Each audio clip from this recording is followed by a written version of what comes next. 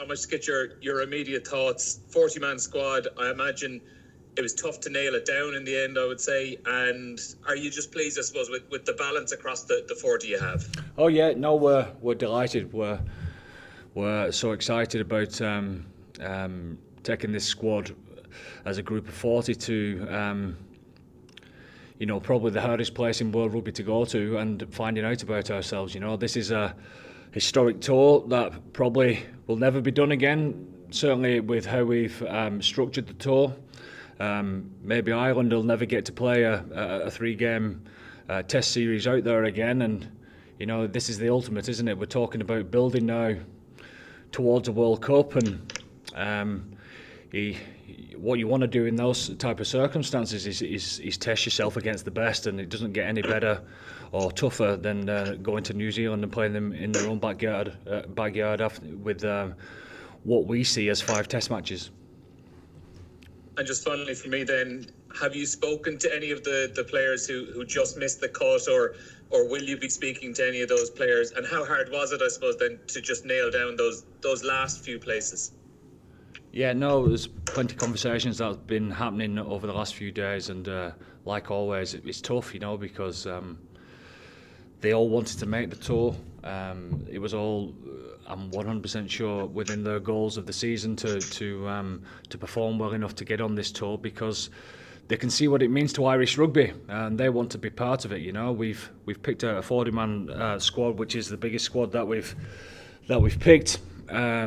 Because of the schedule, etc., and they know the players that have missed out and the injured players and the guys who have been picked as well, that this is the opportunity to show what they're about under most extreme pressure, to see whether they can perform at the highest level, and see whether they earn the right to carry on into next year, which is obviously the World Cup year.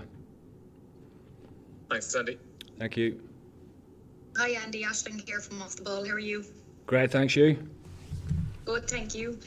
Just to speak about the players that didn't make the cut, the squad itself is really strong, but as you said, there's probably a lot of disappointment there as well for certain players. Could I ask if Munster's Jack O'Donoghue, he was in contention? Of course, everyone's in contention, especially the guys who are playing well, and Jack's obviously one of them. He obviously he's in a very competitive position there, and you look across who has been selected in those areas. I don't think you could complain about any of those that's selected either. And do you have such thing as like a standby list, or players that are told to be ready if anything happens, that sort of thing? Yes, we know all the players are with falling out from the clubs. Some clubs are wrapping up this week. Some clubs have already wrapped up, and some lads are heading on holiday. So we're aware of where people are. Brilliant, Andy. Thank you. Thanks. Hi, Andy. Justin Tracy. Andy, just tell us a little bit about what you're seeing with Kieran Frawley and how he's developed over particularly the last season at Leinster. Kieran's like a number of players that's been selected in the squad. There's massive potential there, and we want to see that potential flourish under extreme pressure. And he's a type of player that we obviously want to. This tour is brilliant for, because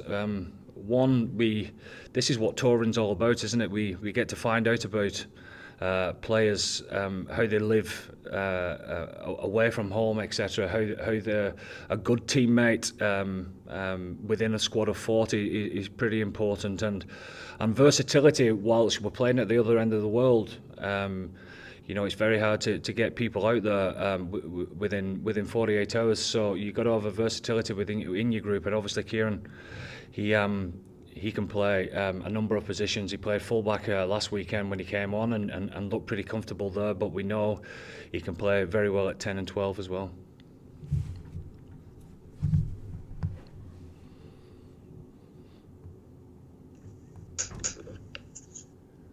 Hey Andy, how's it going? Good, thanks. Listen, I know it's only, I think it's just been out just around an hour now, but a lot of people, it's just the immediate reaction was so many people were looking forward to seeing Rob Baloucoune in action, and he picked up that unfortunate injury at the weekend. Maybe just a few words about him, and do you know more about what injury he has and how bad it is? Yeah, he's a few things going on in his hip there. That's muscular. It's not structural damage, which is a good thing. But the injury is said to be 4 to 6 weeks. So we had Robin yesterday, and we was waiting on results of that, and we're gutted for him. Absolutely. We're gutted for ourselves as coaches as well, because this is the type of tour that's made for people like Rob, you know, to show his worth on the big stage, you know, and that's what the tour's all about. You know, this is for us. It's the start of our World Cup campaign, and we wanted players like Rob involved in that process, you know. And yeah, like you mentioned it there at the start, and it was in the kind of the release when the squad was announced. Yeah, do you kind of like, I suppose, what's your own personal take on the fact that these type of tours might not be around anymore, especially if there's a more kind of global calendar? Like, is it a shame in a way that Ireland might not tour New Zealand and do these big tours anymore? Well, I'm yet to experience what's gonna come down the line, so I suppose I can only judge it on that. But I've grown up all my life on a 3-test tour. I absolutely love it. I think 3 games, you know, you obviously, you know, you go 1-0 down, you see the pressure building for the second game, and you know there's not just the performance of the 3-game test series, but there's also the ability to move around the country and see different places, etc., and get a feel for what it's like abroad. And I suppose when you're bouncing around from one country to the next, I think you'd just be in the bubble, and all that tends to go out the window. Hence, why a Lions tour is so special for many people. And then, yeah, just the last one for me, if I can. I suppose with Leinster and Ulster, and like, I suppose there's maybe a fear at the moment in Irish circles that we could be getting outgunned by bigger sides like that big La Rochelle pack and the Bulls pack as well. Just what's your own take on that? And like, you know, could people be panicking a little bit about what this Irish pack is capable of in the Irish provinces as well? Well, you know, a lot gets said about Ireland, and you know, are they playing like Munster? Are they playing like Leinster? Are they playing like Ulster, etc.? We're Ireland. We're our own team. You know, we play our own way, and you know, we've come up against big teams before and been unbelievably physical. You know, physicality is not just about fronting up; it's about how you play the game and how you get opportunities to create space to be able to get over the gain line, and you know, be able to be aggressive in the right parts of the game. And I think we've done pretty well of late in that type of scenario. So no, it doesn't affect us at all. Okay, perfect. Thanks, Andy. Enjoy the trip. Cheers. And if I may, just one final one to give, I suppose, the viewing public a sense of where performance needs to be at. Just basing it on the last Six Nations, where do you see Ireland needing to be to come away with even one and possibly multiple wins in this Test series? Where we've not been before.